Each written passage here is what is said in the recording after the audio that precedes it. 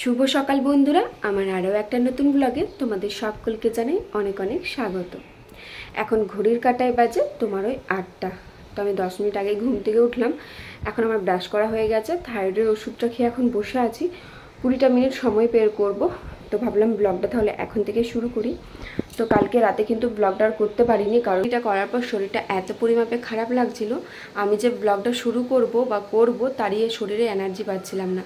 কোনো রকমের বিরিয়ানিটা করে অবশ্যই খেয়েছি, না খাওয়া হয়নি, তবে আর ভিডিওটা করা হয়নি। আর রেসিপিটাও আমি পুরোপুরিভাবে শেয়ার করতে পারিনি, কারণ দু হাতে ছিল চিকেনের ছোঁয়া, আর আমি ভিডিওটা করবই বা কী করে। আর আমাদের বাড়িতে এই যেমন ধরো গ্যাসের ধারিতে কিছু নামানো যায় না, যে আমি স্ট্যান্ডটা নামিয়ে ভিডিওটা করব তারও সম্ভব হয়নি। যাই হোক, আবার যখন করব অবশ্যই তোমাদের সাথে রেসিপিটা শেয়ার করব। তো এখন আমি বসে আছি চায়ের জন্য। এই তো ওষুধটা খাওয়া 10 মিনিটের মতো হলো, আর 10 মিনিট পেরোলেই চা খাবো।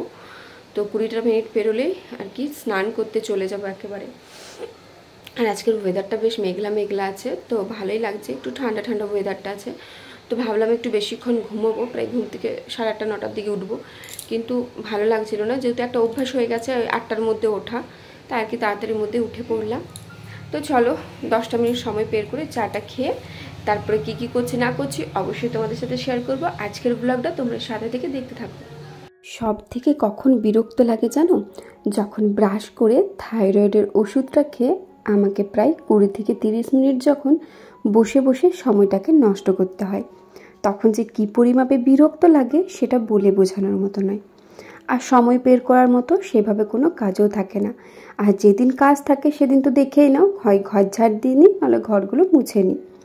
তবে যাই হোক, আজকেও সেম 20 মিনিট আমি একটু অপেক্ষা করছিলাম। তারপরে শাশুড়ি মা এসে আমাকে 1 কাপ চা আর 2টো টোস্ট বিস্কুট দিয়ে দিয়েছে। আর এই টোস্ট বিস্কুটগুলো খেতে কিন্তু আমার খুবই ভালো লাগে। তারপরে আর কি চা খাওয়া যেই হয়ে গেছে, একেবারে স্নানটা করে নিলাম। আর জানো তো, আমার মনে হয় এই স্নান করা যদি হয়ে যায় তাড়াতাড়ির মধ্যে, তাহলে সারাদিনের সব থেকে একটা বড় কাজ সম্পূর্ণ হয়।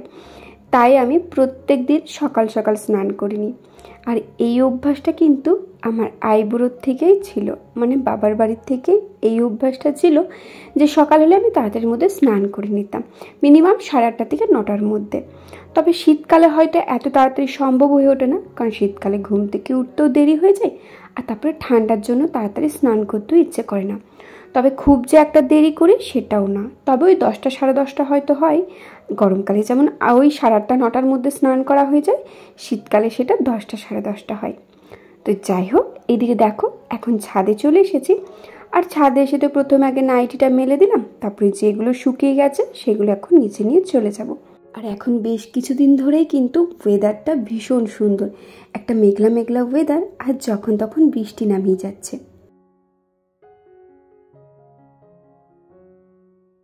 আমার সাবস্ক্রাইবারদের একটাই চিন্তা যে দিদিভাই তোমার 8 মাস হয়ে গেল, তবুও কিন্তু কোনো স্বাদের অনুষ্ঠান কেন দেখলাম না? তাহলে কি তুমি স্বাদের অনুষ্ঠান আমাদের সাথে শেয়ার করোনি? না বন্ধুরা, সত্যি কথা বলতে আমার কিন্তু কোনো স্বাদ হয়নি। আমি কিন্তু আগে অনেক কটা ভিডিওতেই বলেছি যে কেন হয়নি, কারণ কি। চলো আজকেও তোমাদের সাথে একবার ক্লিয়ার করে দিই। আসলে আমার শ্বশুর বাড়িতে সেভাবে ঘটা করে কোনো নিয়ম নেই। এই স্বাদের অনুষ্ঠান বলো, শান্তি বলো, অনেকের তো শান্তি পুজো হয়, তো আমাদের যেমন শান্তির পুজো বলো, স্বাদের অনুষ্ঠান বলো, কিচ্ছু ঘটা করে যে নিয়ম করে করে সেসব কিচ্ছু নেই। তাই আর কি আমার কিচ্ছু নিয়ম হবে না। আমাদের নিয়ম বলতে শুধু 5 মাসে পুজো দেওয়া হয়, এর বেশি আর কিচ্ছু নিয়ম নেই। তবে হ্যাঁ, আমার বাবার বাড়ি থেকে কিছুদিন পরে আমার মা, জেঠিমা, কাকিমা, আমার দিদিরা সবাই আসবে। কবে আসবে না আসবে সেটা তো ভিডিও তোমরা ফলো করলেই জানতে পারবে। আসলে আমার বাবার বাড়িতেও সেভাবে কিচ্ছু নিয়ম নেই, তবে আমার জেঠুমা যেহেতু আমার দিদিদেরকে খাইয়েছিল, তাই আমার মায়েরও ইচ্ছা আছে আমার ইচ্ছে মতো বা মায়ের সাধ্য মতো আমাকে খাওয়াবে। তো সেটা হচ্ছে 9 মাসে। এখন তো আমার 8 মাস চলছে, 8 মাস শেষ হলে 9 মাসের হয়তো প্রথম দিকে আসবে। কবে আসবে না আসবে, কি অনুষ্ঠান হবে, কিভাবে হবে, সবটাই অবশ্যই ভিডিওর মাধ্যমে শেয়ার করব। তবে আমার শ্বশুরবাড়িতে যেহেতু কোনো নিয়ম নেই, তাও আমার শাশুড়ি মা বলেছে তোর যেটা খেতে ইচ্ছে করবে তুই সেটাই আমাদেরকে জানাবি, তোর ইচ্ছে মতো আমরা তোকে খাওয়াবো। আসলে বলে নাকি এই সময় যদি প্রেগনেন্ট মাদের কিছু খেতে ইচ্ছে করে সেটা খাইয়ে দিতে হয়, নাহলে পরবর্তী টাইমে বলে নাকি বাচ্চার মুখে লালা পড়ে। এটা একটা কথার কথা হয়ে আছে। তাই শাশুড়ি মা আমাকে বলেছে তোর যখন যেটা খেতে ইচ্ছে করবে অবশ্যই কিন্তু সেটা জানাবি। তো সেই মত অনুযায়ী আমার যখন যেটা খেতে ইচ্ছে করে আমি বলে দিই। এই যেমন কিছুদিন আগে আমার খুব বিরিয়ানি খেতে ইচ্ছে করছিল, কদিন ধরে তোমাদের দাদাভাইকে তো আনতে বলছিলাম। তো যাই হোক, বাড়িতেই বানিয়ে নিয়েছিলাম, আমিই বানিয়েছিলাম, যেহেতু আমার শাশুড়ি মা বিরিয়ানি করতে পারে না। তবে আমার যখন যেটা খেতে ইচ্ছে করে আমি কিন্তু সেটাই বলে দিই। আমার যদি একটা চপও খেতে ইচ্ছে করে আমি সেটাও বলি যে আজ আমার চপ খেতে ইচ্ছে করছে। কিছুদিন আগে যেমন একবার ব্রেড চপ খেতে খুব ইচ্ছে করছিল, তো শাশুড়িমাকে বললাম বাড়িতেই বানিয়ে দাও, কারণ দোকানে খেলে খুব জোরে একটা কি দুটো খাবো, উপরন্তু বাইরের খাবারটা হচ্ছে তেল চাপচেপানি একটু বেশি থাকে। তাই বাড়িতেই আমার শাশুড়ি মা আমার জন্য ব্রেড চপ বানিয়ে দিয়েছিল। তারপরে এই যেমন ধরো বিরিয়ানি খেলাম, তারপরে যখন যেটা ইচ্ছে করে আমি তখন সেটাই বলে দিই আজকে এই সবজিটা খেতে ইচ্ছে করছে বা এই জিনিসটা খেতে ইচ্ছে করছে, আমাকে কিন্তু তখনই সেটা রান্না করে খাইয়ে দেয়। এই হয়েছে ব্যাপার। তো আজকে তোমাদের সাথে ক্লিয়ার করে বলে দিলাম যে আমাকে কেন শ্বশুরবাড়ির থেকে সাথ দেওয়া হয়নি। কালকে রাতে যে বিরিয়ানিটা করেছিলাম সেটা কিন্তু অনেকটাই বেঁচে গিয়েছিল, যেহেতু প্রায় 1 কিলো চালের মতো করেছিলাম, তো অনেকটাই বেঁচে গিয়েছিল বলে আজকে সকালে টিফিনে সেই বিরিয়ানিটাই খেয়ে নিয়েছি। আর তোমরা তো দেখলে আমি কিন্তু 1 জামের একটু কম খেয়েছি, প্রায় বলতে পারো অনেকটাই বিরিয়ানি খাওয়া হয়ে গেছে। যেহেতু আমি বিরিয়ানি খেতে ভীষণ ভালোবাসি, মানে সত্যি কথা বলতে বিরিয়ানি আমার এতটাই ভালো লাগে, সকাল থেকে রাত পর্যন্ত যদি আমাকে বিরিয়ানি দিয়ে দাও সেটাও আমি হাসি মুখে খেয়ে নেব। তো ওই আর কি, বিরিয়ানিটা অনেক বেশি পরিমাপে খাওয়া হয়ে গিয়েছিলো বলে একটু বেলার দিকে শরীরটা প্রচণ্ড অস্বস্তি লাগছিল। তো খাওয়া দাওয়া হয়ে যাবার পরে আমার শ্বশুরমশাই আমার জন্য বাটা মাছ নিয়ে এসেছে, যেহেতু বাটা মাছ আমাকে ডক্টর এখন খেতে বলেছে, তো সেই মাছগুলো ভেজে সর্ষে দিয়ে ঝাল দেওয়া করে দিয়েছি। আর আমি যেহেতু সর্ষেটা খেতে খুব একটা ভালোবাসি না, তাই আমার জন্য ভাজা মাছ রেখেছি। তারপরে খাওয়া দাওয়া করে একটু উপরে গিয়েছিলাম, আর উপরে গিয়ে একটু হাঁটাচলা করে নিচ্ছি, কারণ ওই যে বিরিয়ানিটা খেয়ে শরীর এত পরিমাপে খারাপ লাগছিল, মানে পেটটা কেমন একটা ভারী ভারী লাগছিল, তাই ওপরে গিয়ে একটু হাঁটাচলা করে নিচ্ছিলাম, যাতে হাঁটাচলা করলে শরীরটা অনেকটাই ফ্রি লাগে। তো এখন একটুতেই না শরীরটা ভারী ভারী লাগছে, তাই আর কি।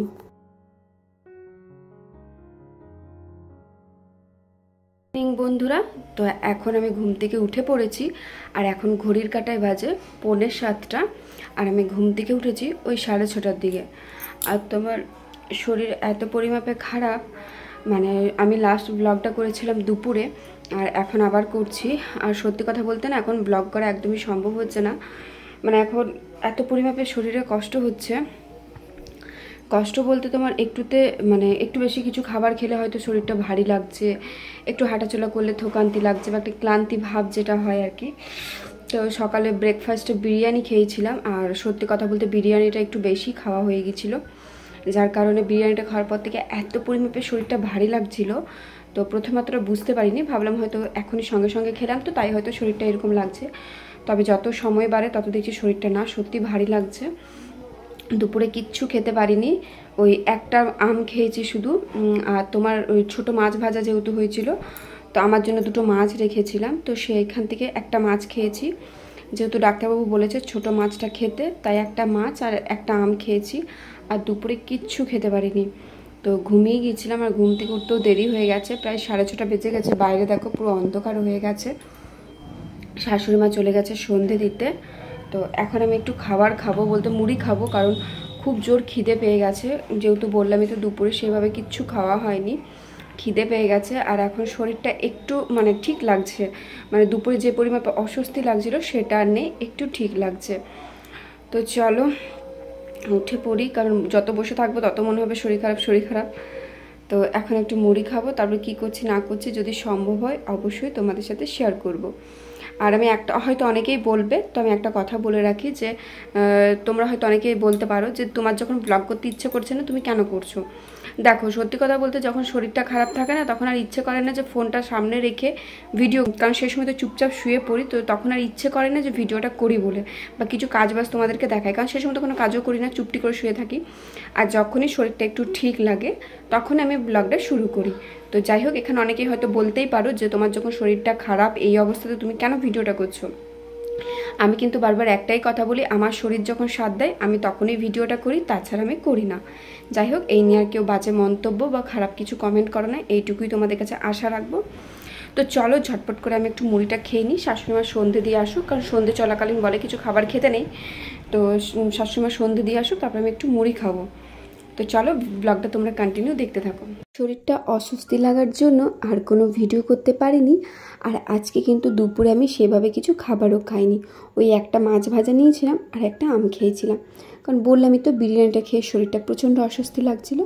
তারপরে বিকেলে ঘুম থেকে উঠতেও অনেকটাই দেরি হয়ে গেছিলো, ওই 6:30টার দিকে উঠেছিলাম। তারপরে এত পরিমাপে খিদে পেয়ে গেছিলো, পেটে পুরো ছুঁচো দৌড়াচ্ছিল। তো সে আর কি ভাবলাম এখন খাবার বলতে মুড়ি ছাড়া তো কিছুই নেই, তাহলে একটু মুড়ি খেয়ে নিই। তো এখন এই যে 2 বাটি মুড়ি নিয়ে নিয়েছি, তো এখন আমি মুড়ি খেয়ে নেব। আর আমি কিন্তু এই টিফিনে বলতে পারো মাসে 30 দিনের মধ্যে ওই 25 দিন মুড়ি খেয়ে নিই, কারণ মুড়িটাই আমার ভালো লাগে। সকাল থেকে যেহেতু মুড়িটা খাওয়া হয় না, তো এই টাইমটাতে আমার মুড়িটা খেতে বেশি ভালো লাগে। আর প্রত্যেক দিন ছোলা ভিজিয়ে রাখি, যেহেতু ডাক্তার আমাকে ছোলা খেতে বলেছে। তবে ছোলাটা আগে যেমন সকালবেলায় ঘুম থেকে উঠে খালি পেটে খেতাম, এখন আর খালি পেটে খাই না, এই মুড়ির সাথে একটু খেয়ে নিই। তো এদিকে ছোলা নিয়ে নিলাম। আর তারপরে শ্বশুরমশাই বলল, একটা কাজ করে তোর জন্য একটা চপ এনে দিই, অনেক দিন তো চপ খাসনি, তাহলে আজকে একটু চপ মুড়ি খা। তো এদিকে তোমার ছোলা, আচার তেল, 2টো আচার নিয়েছিলাম আমের, একটু চানাচুর আর ছোলা, এই দিয়েই আজকের মুড়িটা খেয়ে নেব। আর এইভাবে মুড়ি খেতে কিন্তু আমার তো খুবই ভালো লাগে। তো তোমরা কে কে আছো যারা টিফিনে এইরকম মুড়ি খাও অবশ্যই কিন্তু জানাবে। তো এই যে এখন মুড়িটা চলো খেয়ে নিই, কারণ বললামই তো পেটের ছুঁচো দৌড়াচ্ছে। গল্প করতে করতে ভিডিওটাও শেষের কাছাকাছি চলে এলো। তাহলে আজকের ভিডিওটা এত দূরেই রাখলাম। যদি কোথাও একটু হলেও ভালো লেগে থাকে, like, comment, share and subscribe করে আমার পাশে থেকো। দেখা হচ্ছে কাল সকাল 10টায় অন্য কোনো নতুন ব্লগে। ততক্ষণের জন্য টাটা।